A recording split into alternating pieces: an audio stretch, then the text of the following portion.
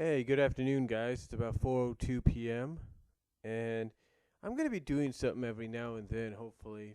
This is probably the only time I do this one today. I might be doing maybe one or two a day, depending on whether or not I'll have the time to do it and the scheduling. You see, since I live with a family member, I never know when my family member is going to be home from work, if they're going to be off, or what's going on. And also, I never know when I might get called into work by my brother-in-law. So you never know. But as many of you will probably see or have seen, or probably will see after this video, this is a video that I did where I showcased a lot of the archival stuff, if you will, a lot of stuff that I've archived, if you will, I've stored and collected throughout the past decade. That's right, the past decade, almost decade and a half that I have collected a lot of this stuff, a lot of these stories, fan fiction stories, song parodies, you know, all sorts of things. And one of them that I collected was a couple of basically what was known as regarding series, regarding articles, if you will, on characters. You had several on Sonic Sat AM, and you had several on Rescue Rangers. Now, this one that I'm about to read is probably the longest regarding article on a Rescue Ranger character. And why do I say that? Well, if you look at that video, and it's actually a two-part video. You look in part two, I should say, more so than anything. And you'll see that when we used to be able to print sometimes, we used to print with some of those old printers where you would have like a banner-like kind of printout. Yeah. Well, this was actually something that was on the geocities.com television city /set/3907/reg-gadget.htm. That's right. It's a article on Gadget from Rescue Rangers. It's a regarding article, if you will. And it's 10 pages long, folks. It's the longest, I think, out of all of them that I have. So without any further ado, though, let me read off what they say in this regarding article. Let me read it off. And I think all you have to do is probably Google regarding Gadget, and you might be able to find it somewhere. But this is called regarding Gadget, and they put in parentheses, Hackwrench, not Hackwrench. It says regarding Gadget, and in parentheses they say Hackwrench, not the defective detective who wears a trench coat, silly. All right. Now, this person who did this article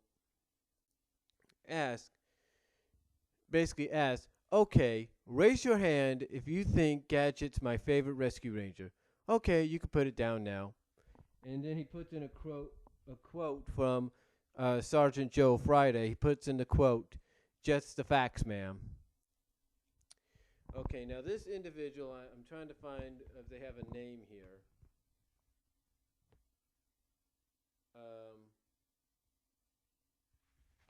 Trying to see if they have a name here. Oh, I got these Sonic Sat AM petition in my hand as well, but I'll talk about that later. I'm trying to see if there's anybody, trying to see who did this.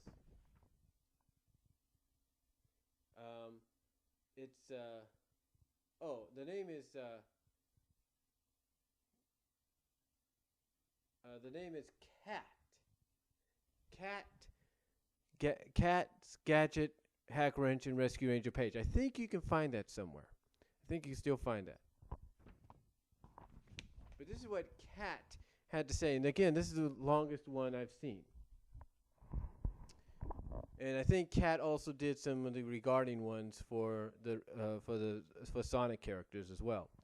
But this is what Cat has to say about Gadget, and I quote, okay, I'm quoting the Cat fan here. This is what they say, and I quote, "Okay, I'll start with things that can be sustained.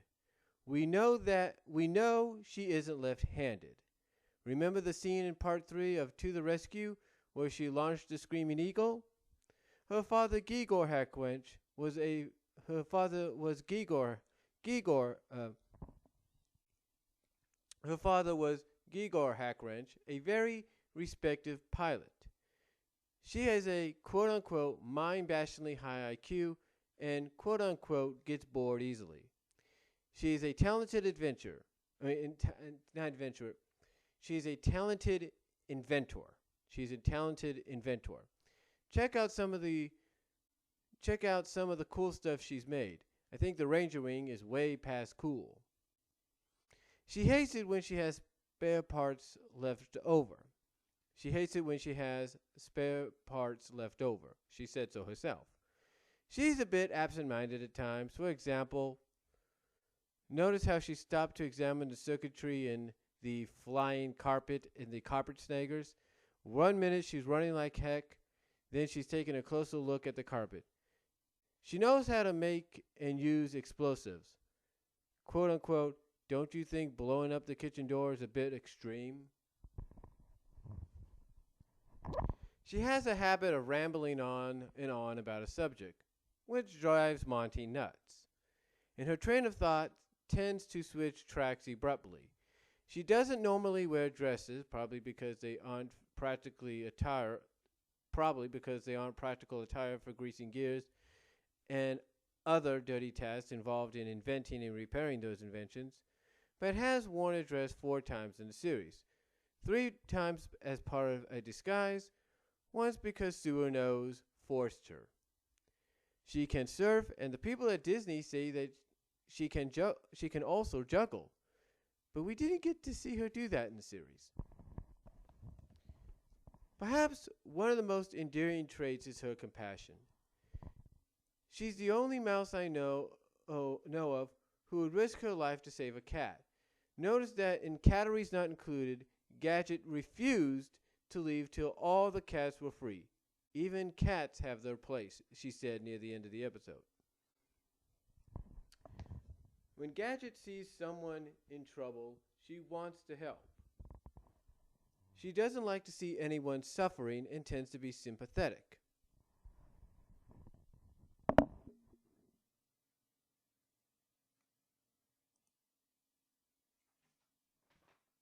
All right. Okay, when Gadget sees someone in trouble, she wants to help. She doesn't like to see anyone suffering and tends to be sympathetic. She is also trusting. A little too trusting at times and idealistic. This has gotten her in trouble a few times, most notably in Kiwi's Big Adventure and Gadget Goes Hawaiian. Juan Laura shares his thoughts. This is Juan Laura. Oh, yeah, that's the name, Juan Laura. This shares his thoughts. Quote, Juan, quoting Juan here, "Man, for the longest time, I slammed Gadget's flakiness as a negative character trait. Back then, I had a very narrow idea of a positive female characterization, with no room for faults. But over time, I came to realize that Gadget's tangents were an indicator of her imagination. I speculate that a lot of her fans in the science engineering majors share that personality trait. And so that's part of her appeal." Quite true, comments Carl. Comments, Carl? Juan goes on to say, quote, this is Juan again, "Gadget is very inquisitive and thinks of things in terms of problems to be solved, but that's mistaken for the elevator not reaching the top floor. So she asked, quote, now what comes next, when she introduced herself to the monks, and thinks that would explain it when Monty's bailing out changes the balance of the Ranger plane." Good point. Good point. In computer science, the first thing we do is define the problem. Then we plan a solution. I think the basic idea also holds for engineering as well, since Gadget is an engineer in my opinion, been she was being quite modest when she told those pandas that she just dabbles in that field after the girl panda asked, "Are you an engineering student too?" She's used to thinking like that. Section, "This is so strange," quote from Gadget Hackwrench. Continuing on, what Kat has to say. Well, actually, there are several things which struck me as strange. First, they didn't reveal much of Gadget's past in the series. Therefore, a lot of things were left open to rampant speculation on. Were left open to rampant speculation. Her father, Gigor Hackwrench, was mentioned only once in the series. See regarding Gigor. We are not told how Gadget lost him over a year ago, before meeting Chip and Dale. No references were ever made to Gadget's mother in the series or in the comics. I guess Disney didn't dare dive too deeply into what can only assume to be a tragic past. Well, we all know now that with the Boom Studios, we kind of got a better idea of what's going on. Here's something that struck Jeffrey as strange, and this is quoting Jeffrey. Quote, Jeffrey, "It seemed to me that in early episodes of CNDRR, Gadget was slightly crazy, but that in later episodes, they de-emphasized this and made her into a more standard female supporting character. It seems to be a rule in animation, American animation anyway, that the female characters are supportive, nurturing, caring, etc. But I have a sense that Gadget didn't start out that way. She started out as a slightly loopy engineer, but the writers changed her into a more sane personality." I never really noticed that. Has anyone else? And that's Kat again. We're getting back into what Kat has to say. Gadget seemed to behave rather strangely in Dirty Rotten Diapers. For about the first part, she seemed to be possessed by George W. Bush. We must find a kind of gentler way to handle our cases. It wouldn't be prudent to resort to violence. Then after the bad guys whoop the Rangers pretty badly, Gadget goes Mike Tyson on us. "Will somebody hose her down?" Chip asked. Wish I could have obliged, mate. What were the writers, developer, Dev, Ken, David, this means you, trying to do?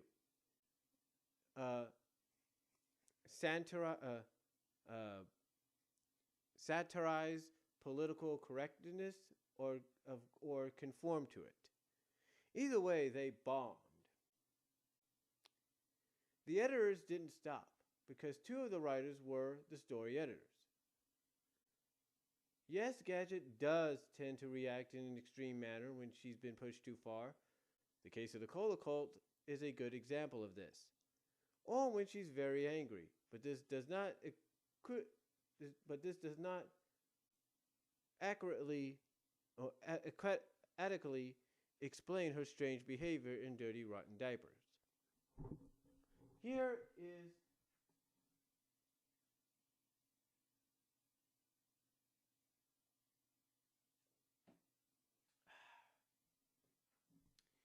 is Carl's response, quoting quoting Carl now. This is Carl's response. Quote, "In your musings about Gadget's behavior in Dirty Rotten Diapers, you may have stumbled upon a deep psychological insight. Could it be that her very mild manner is her way of compensating for a lack of social interaction during childhood and young adulthood? Is it possible that the Gadget who devised dozens of devious and damaging deadfalls and traps to protect her from sinister salesmen is the true Gadget Hackwrench? Could there be somewhere in her heart of hearts a hidden desire to crush her enemies and then make the rubble bounce? Or maybe the writers just had an off day. Yeah, that's probably it." And getting back to what Kat says here, that's certainly something to think about. Don't think too hard though. It might boggle your mind or make your head spin. Hints, rumors, and allegations. Basically, Cat broke this up into several sections. Hints, rumors, and allegations. Color change hair. Well, maybe in the CDRR comics, Rescue Ranger comics, and Disney Adventures, her hair was constantly colored as bright orange. In Marvel's Disney Afternoon comics, it was colored a dark blondish color. In the series, however, it has appeared as orange, yellow orange, or some are dark blondish color. There are some screen captures in the Gadget archive that prove this.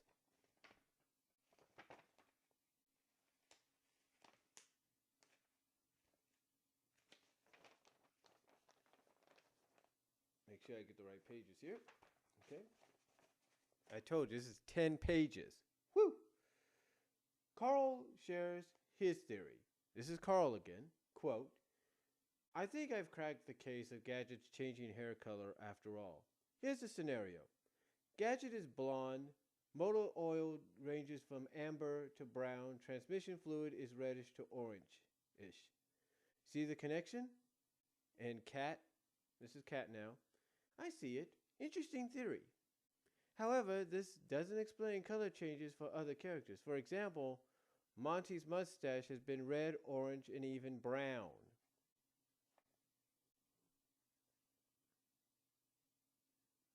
Here is Tad Stone's answer. This is Tad Stone. Here is Tad Stone's answer, courtesy of Natasha. This is Tad Stone's. I believe, this is Tad Stone's, this is the guy that worked on the series, and I quote, I believe the intention was sandy blonde. Because we work with a limited color palette, whatever you want to call it. We pack the closest color to what we pick the closest color to what we want. There was no intention of adding red. I did the first paintings of Gadget and she was completely blonde wearing blue overalls. Furthermore, here is Julie Ben's response. This is Julie Ben now. So that's the official answer. However, judging from all the weird colors of Gadget's hair and merchandise, plus how it looked in the Disney comics, I think we can still call it whatever we want. In case you didn't know, it was colored bright orange most of the time in the Disney comic. Alright, next thing, quote unquote, Pennzoil tea? Pennzoil tea? Okay, this is Cat again. Okay, I think I know where Candy got this notion. In Good Time, Bad Times, Dale told Foxglove, oh no, you don't want to eat breakfast here. And after Foxglove asked why not, Dale replied, well, it's Gadget's turn to cook and everything tastes like machine oil. That may have just been an excuse Dale used so he wouldn't be seen with Foxy and teased by Chip and Monty. However, in Song of the Nightingale, Zipper offered an oil can to Gadget, who responded, no thanks, Zipper, I'm not thirsty. This sort of gave me the impression that Gadget regularly drinks out of oil cans. Yuck. That scene in conjunction with the bit in Good Times, Bad Times could support the assertion that Gadget likes the taste of machine oil. As for her cooking, there could be other reasons. One, she gets oil on her when she works, right? It isn't easy to clean oil off her skin, not to mention fur. So no matter how well she cleans up, she'll smell like machine oil, and this smell gets into the food when she's cooking. 2, she doesn't excel in culinary arts. 3, it's due to the way Gigor taught her how to cook machine oil instead of cooking oil. Excuse me.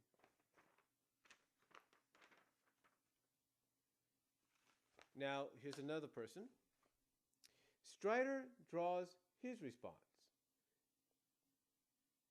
This is Strider now, a quote.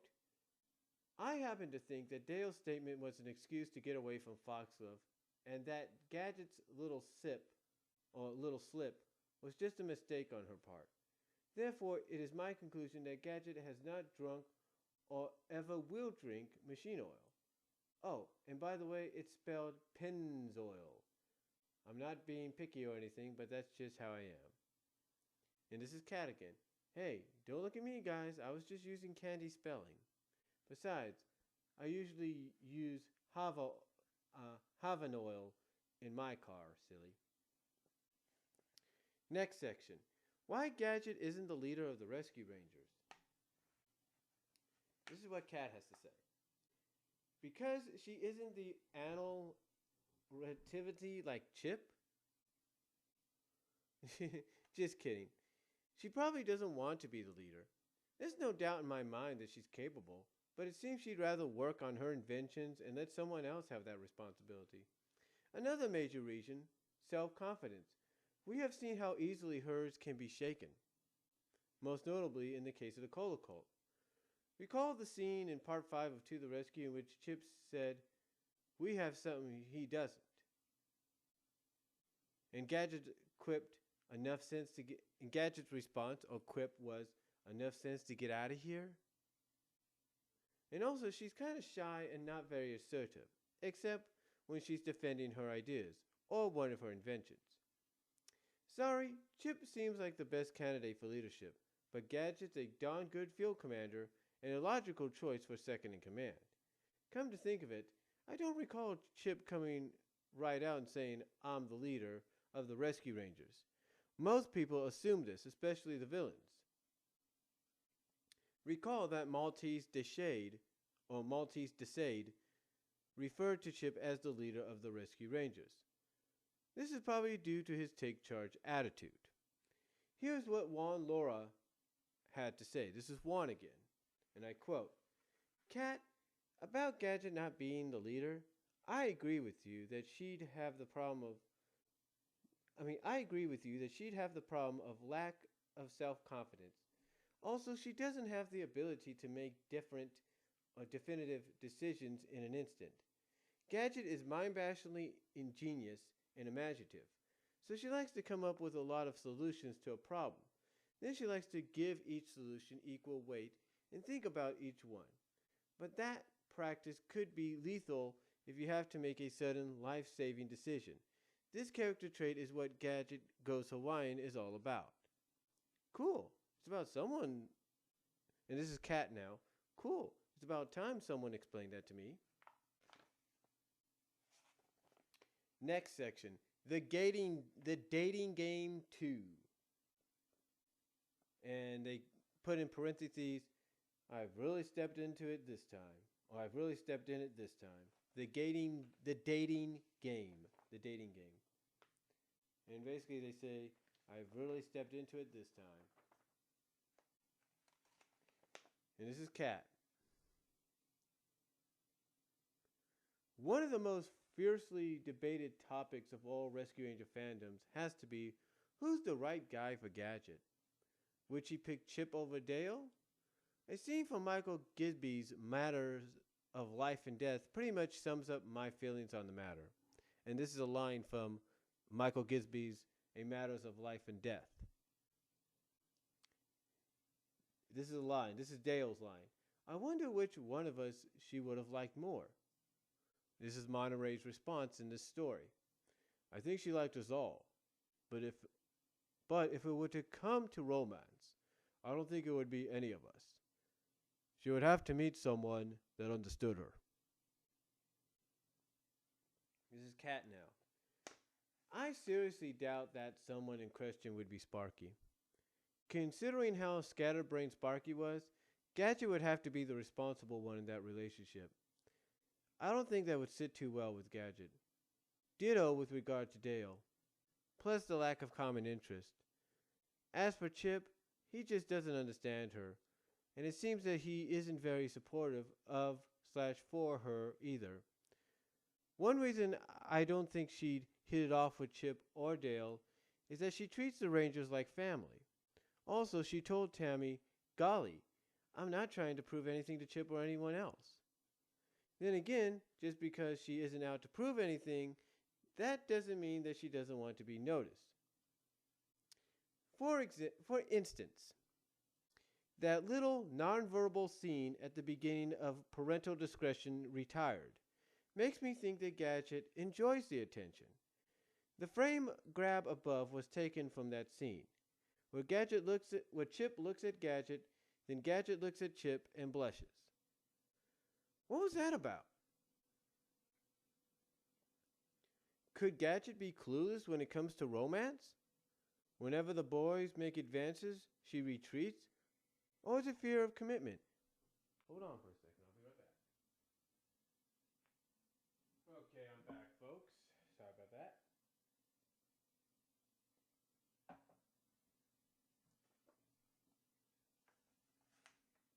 But where was I? Oh, yeah. Could Gadget be clueless when it comes to romance? Whenever the boys make advances, she retreats? Or is it fear of commitment? Chibette shares her thoughts on the matter. This is Chibette, and I quote, "Before this turns into a flame-throwing war, let it be just said that yes, I think Chip is interested in Gadget. Gadget either doesn't know or doesn't care. Let's just leave it at that, please." And this is Cat now, going back to Cat. Good advice, considering how voluntary this issue can get. If you've been to other sites, you might have seen these. No, I didn't make them. And these are little Chip and Gadget things with a plus or no plus. In this fandom, some people think Chip and Gadget would make a good couple. That position is pro C plus G, or just pro for short. Some people, however, do not think they would be a nice couple. That position is anti C plus G, or just anti I'm considered an anti. Here's a rather unexpected response from Natasha, maintainer of the Acorn Cafe and pro C&G, to Chibette's statement. And this is Natasha again, and I quote, "Well, truthfully, I agree too. I just never admit it before because I was always too heated during these wars. But I realize that you antis have good points too. Now. I think I've learned how to calm down a bit. I'm sure I can remain that way. I know I always say that they're meant for each other and all, but I do realize that Chip and Gadget aren't really passionately in love. At least not in the series. Not to say they can't be. There is some obvious chemistry between them, and Chip clearly has some interest in her. But not the sort of true love we've seen them have in the fanfics. It would probably take a severe hardship or adventure for them to finally organize/realize their true feelings about each other, or do anything about it for that matter, such as in Rhyme and Reason, which is a fan fiction story. Particularly Gadget, who we all know is a bit naive sometimes with C&D's advances. You think she would have reacted a little more when Chip took her hand and got that tone in his voice in Good Times, Bad Times. But no. Yeah, she tends to rant too. This is Cat now. Yeah, she tends to rant too. This is a good time to point out that fan fiction will vary, and yes, I can appreciate a fic in which Chip and Gadget get married. Though my R&R fic guide doesn't seem to reflect this. If it is, well written. I'm not deaf, I'm just ignoring you. Anonymous. There are several possible reasons why Gadget ignores Chip and Dale's advances. One, she really doesn't notice because she really is that she really doesn't notice because she really is that naive. Two, She really isn't interested in either chipmunk, so she ignores them on purpose and hopes they'll eventually give up. 3. She can't sort out her feelings towards them, so she tries to avoid forcing the issue. 4. She's afraid that if she favored one of the chipmunks, the other would get upset, break off the friendship, and leave the team. 5. She doesn't have any amorous or amorous feelings towards either one and doesn't really know how to tell them, similar to number 3. 6. She has an intense fear of commitment. John Nowak commented on this. Now, this is John Nowak. And he says, and I quote, "Since the romance issues come up pretty frequently, I thought it was about time to make my own little contribution to it. Naturally, the opinions expressed herein are mine, and no offense is intended. I haven't seen all the episodes, but there were a few things which stand out in these episodes. I have seen, and in discussions of the ones I haven't." And this is John Nowak doing this. And I quote him, "Chippendale's feelings about Gadget.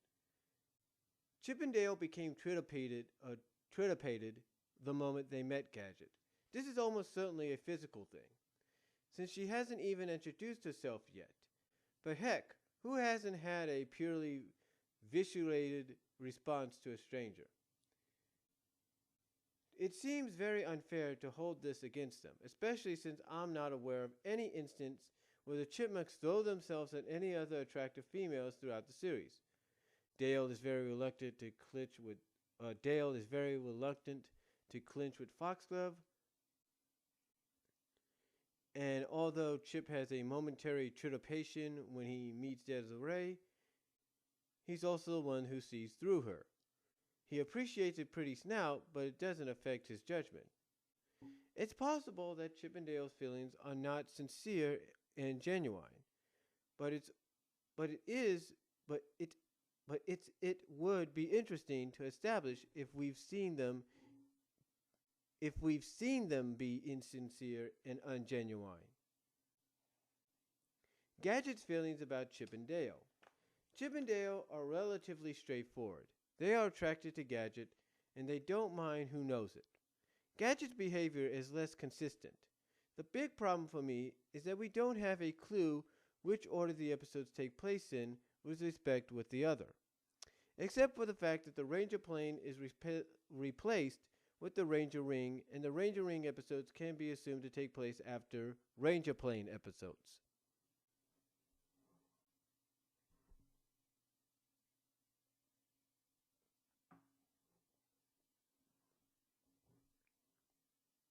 Gadget appears to operate in one or two models. First, she expresses interest in the chipmunks with body language and expression. Second, she seems completely oblivious to the fact that she's being approached. In Categories Not Included, certainly one of their earliest adventures, the pilot, if you will, Gadget is nearly kissed by Chip. Hold on. Gadget is nearly kissed by Chip and successfully kissed by Dale. She seems to be enjoying herself. It seems most likely she's responding to the attention and an understandable curiosity about smooching. She's been alone a while, and having two guys expressing interest must be flattering on some levels. Later, she seems to withdraw a bit. In Good Times, Bad Times, she appears completely unaware of the fact that,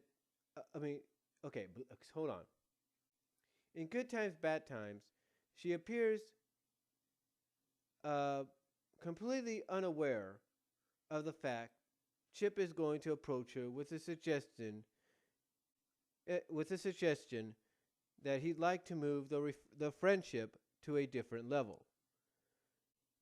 In some of the other obvious scenes, E and G does probably ring a bell, it's pretty clear her mind's on something else. It doesn't seem fair to take simple distraction as proof. As proof, she's ignoring anything. It's safe to say she's not actually clueless.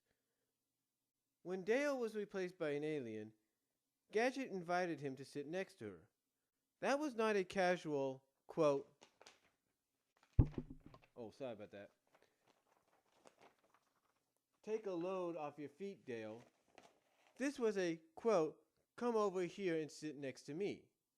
It's perfectly obvious she knows Dale likes to sit next to her, and I'd hazard to say she knows it's not because she takes up less room on the couch. She probably pulls back for the obvious reasons. She doesn't want a relationship. There's at least two good motives for this. First, she's decided she doesn't want to get involved with Chip because he doesn't appeal to her. Second, she's afraid of commitment in general. Either works, but I think the second is more interesting dramatically. Now, this is Kat's response. This is Kat's response. Interesting observations, Norak. Now, next section. Mucking around / playing in the mud. David Walker, author of Miami Monks, shares his experiences role-playing Gadget. Quote, David Walker, many years ago, 1990 to 92, I role-played Gadget on various MUDs as part of a bet that guys couldn't play believable female characters. I bet they could. Classmate bet they couldn't. I got a nice steak dinner out of it. As part of it, my Gadget ended up playing off two mice after her heart. Guru, the Guru 90 of the pictures, I was a student at NC State at the time, thus the NCSU pick, and Toast. I was able to fend both off in a friendly way for a while, but when one of them was swept away by another mouse, the balance went out of whack and Gadget fell into the other's arms. Entirely, I see, but it ruined the character in the end. The Gadgetism test. This is another section. The Gadgetism test. If you haven't taken the Gadgetism test, this section may not make sense. I'm not sure how valid the test is, but Kat's score was 66. And it's just basically about, things like that and all. And that's about it. Overall, that's just the first of probably a few of them I'll be doing over the course of the next few days. Again, it all depends. It all depends, folks, on it all depends on the timing, the scheduling, and all that. So hopefully I can get maybe 2 done tomorrow and maybe 2 done on Saturday. But that is basically me. But basically that is the regarding Gadget section, courtesy of Kat from Kat's Gadget and Rescue Ranger page. Now, I've done my own regarding thing as well. I did it with Fondier from Bonkers, and I think I can find that somewhere, and I can share it with you guys down the line. But, it's these regarding things, I will say this. When somebody does a section on this, does a regarding section on a character from an animated show or a live action show from the past, or even the present, it's really intriguing. It's really interesting to see what the thought process are, what their thoughts are, and what other fans' thoughts are on the characters. So, but that's all I'm going to say. Sorry this took very long. I mean, honestly, folks, it was 10 pages. What are you going to do? So, hope you guys take your time in listening to this and enjoying it. And maybe you guys got your own thoughts regarding this character and what your thoughts are. And do you agree with what anybody said here? And if I find the link to the site so you guys can read it yourself,